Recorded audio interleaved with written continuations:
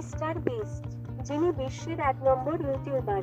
Mister বিস্টকে চেনেন না এমন মানুষ খুব কমই আছে। এই আমেরিকান ইউটিউবার মিস্টার বিস্টের জন্ম 7ই মে 1994 সালে। তিনি পড়ালেখা শেষে করেন গ্রেইনভিলি খ্রিস্টান একাডেমি থেকে। তার আসল নাম জেমস স্টিফেন ডোনাল্ডসন।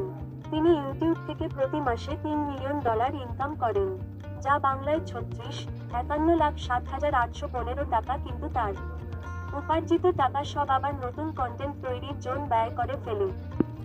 টাকা ইনকাম হয় বিভিন্ন বিজ্ঞাপন আর স্পন্সর থেকে।